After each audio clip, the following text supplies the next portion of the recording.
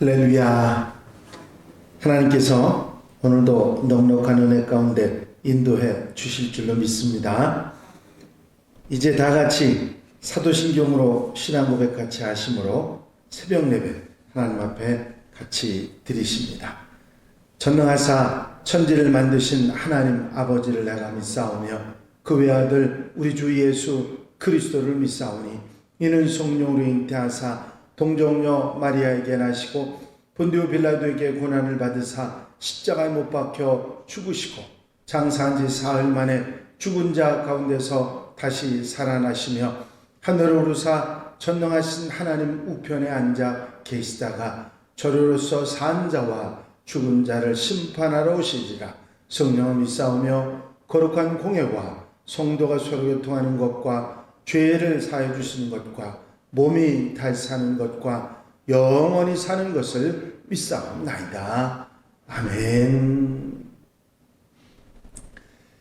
할렐루야. 오늘 함께 보실 하나님의 말씀은 민수기 2장 말씀입니다. 민수기 2장 1절 2절 말씀과 맨 마지막 절 34절 말씀을 다 같이 한 목소리로 봉독하십니다. 제일 먼저 민수기 2장 1절과 2절 말씀입니다. 여호와께서 모세와 아론에게 말씀하여 이르시되 이스라엘 자손은 각각 자기의 진영의 군기와 자기의 조상의 가문의 기호 곁에 진을 치되 회막을 향하여 사방으로 치라. 34절 말씀입니다. 이스라엘 자손이 여호와께서 모세에게 명령하신 대로 다 준행하여 각기 종족과 조상의 가문에 따르며 자기들의 길을 따라 진치기도 하며 행진하기도 하였더라. 아멘. 할렐루야.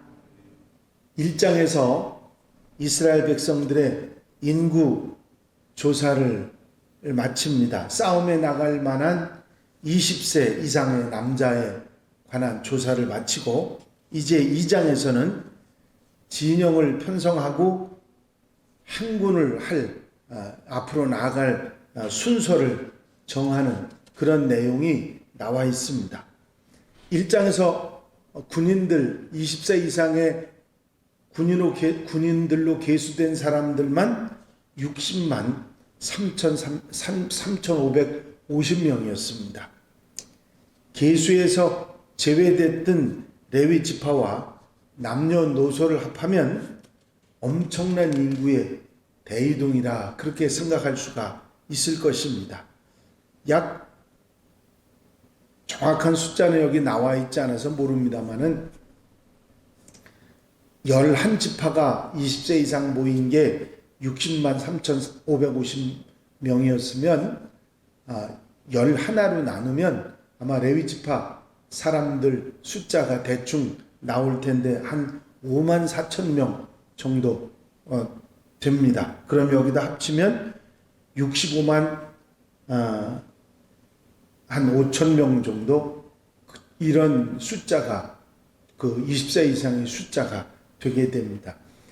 여자와 어린아이를 합해서 본탠다고 하면 적어도 200만 정도가 넘는 엄청난 인구가 되겠죠.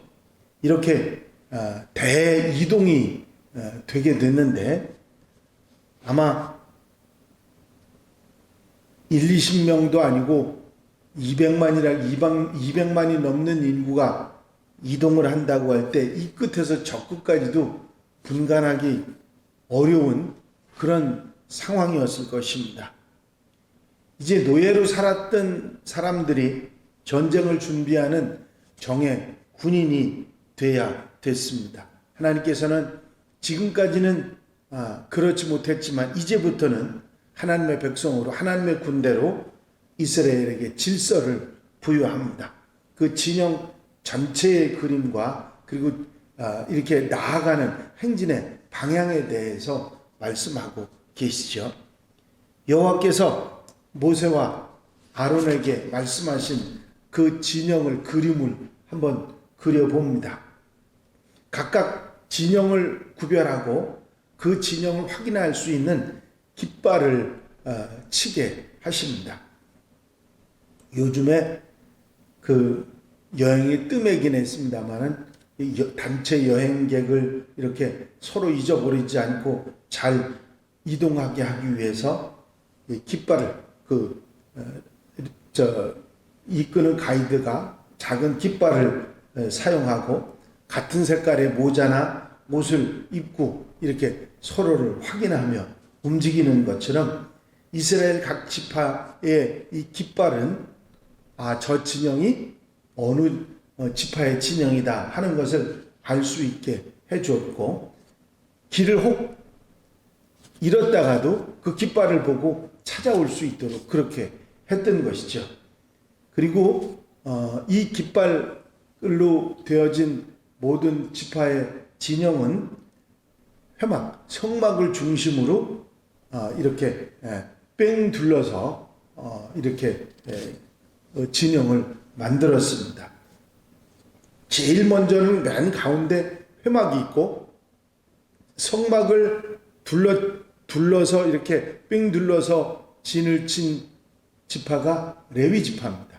그리고 나머지 지파는 동서남북 이 사방으로 그렇게 지파를 이렇게 배열을 했는데, 동쪽으로는 레아의 후손들인 유다, 이사갈, 스불론 지파를, 남쪽으로는 레아의 후손인 르우벤, 시므온, 갓 지파를, 그리고 서쪽으로는 라헬의 후손인 에브라임, 므낫세, 베냐민 지파를, 북쪽으로는 레아와 라헬의 시녀들의 후손인 단, 아셀, 납달리 지파가 이렇게 배치가 됐습니다.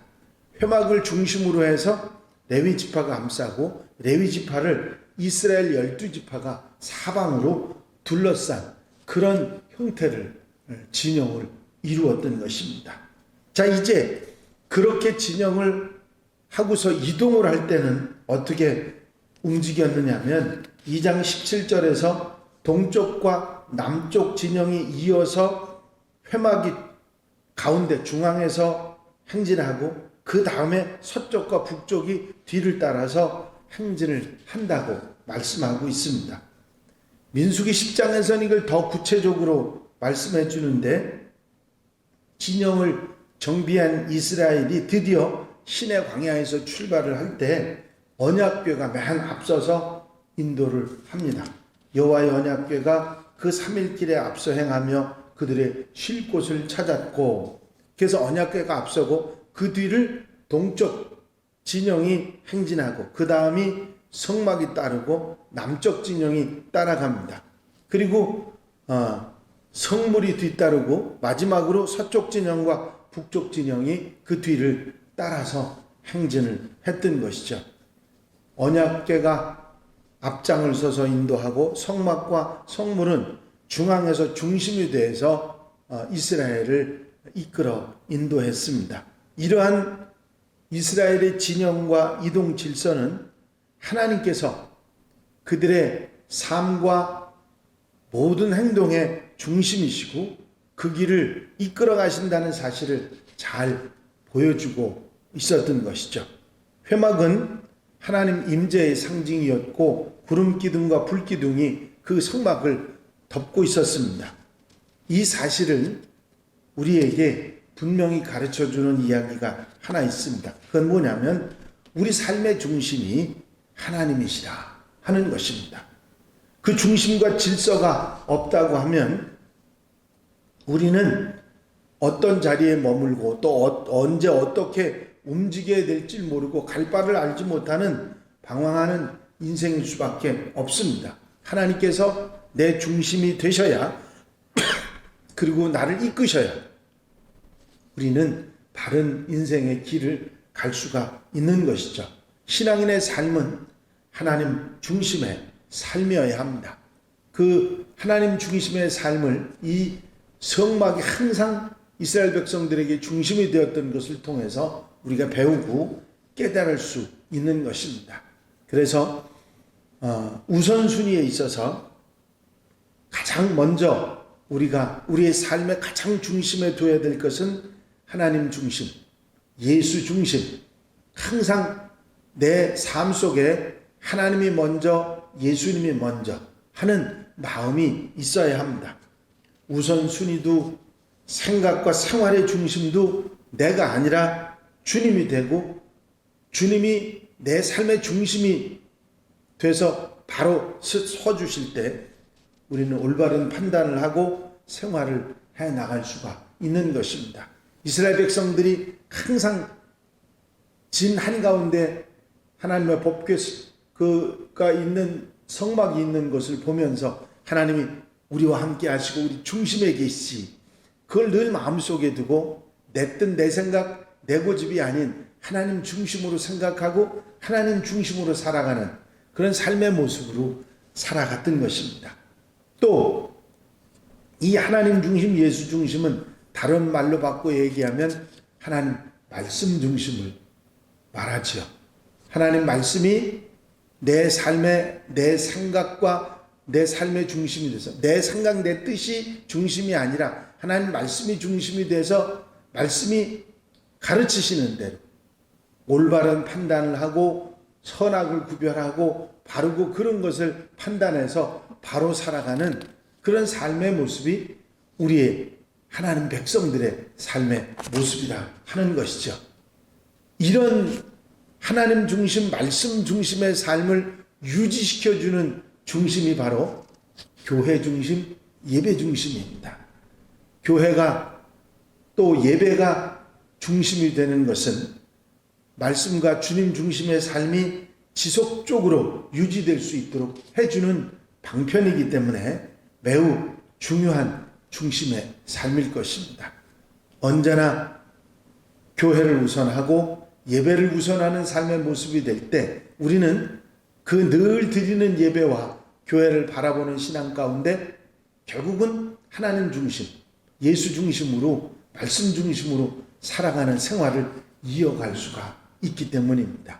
중심이 흔들리지 않는 신앙은, 중심이 꿋꿋하게 흔들리지 않는 하나님의 백성들이야말로 올바른 인생, 참 가치 있는 하나님 백성의 삶을 살아갈 수가 있을 것입니다. 오늘 이 말씀 마음에 두시고 언제나 내 중심은 하나님이시고 우리 주님이시고 말씀이고, 그리고 그 삶을 유지해 나가기 위해서 교회와 예배 중심의 삶을 살아가야 되겠다. 그런 마음으로 언제나 하나님 사람으로 하나님 중심으로 사는 하나님의 백성들이 다 되시기를 주 이름으로 축원합니다. 축원합니다. 기도드리십니다. 이스라엘 백성들이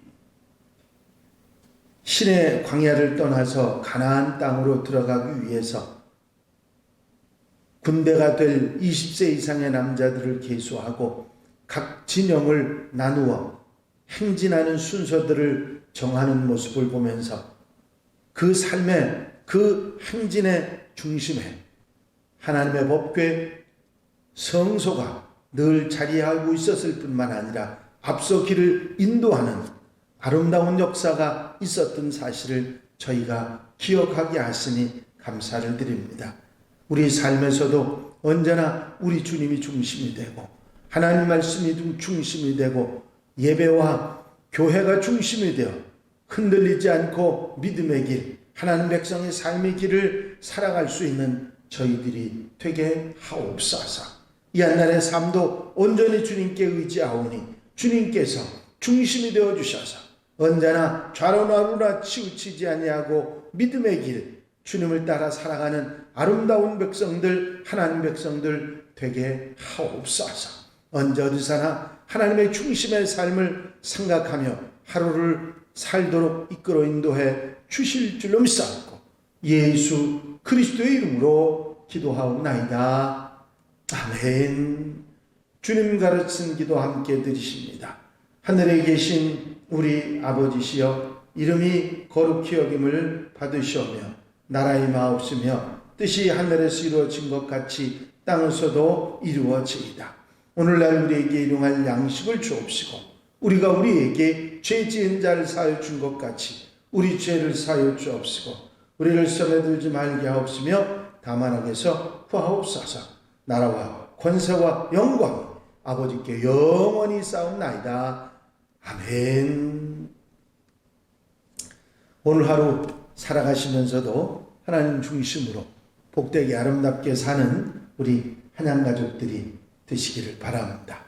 이 라이브 방송에 들어오시는 분들을 보면 우리 이 강내에서만 들어오시는 것이 아니고 또 인천에서 또 하남에서 또 김주봉 장로님 같은 경우는 대전에서 또 연설자 권사님은 저 멀리 호주에서 또 김춘선 권사님은 저 위쪽에서 아주 우리 전국 방향 세계 방향에서 기도에 함께 참여하고 계신 것을 감사하고 또 자랑스럽게 생각합니다. 이번에 또 우리가 부활 새벽 기도학교를 하면 다 함께 우리 전성도들이 들어와서 함께 기도하고 힘을 얻는 그런 기회들이 되시기를 바랍니다.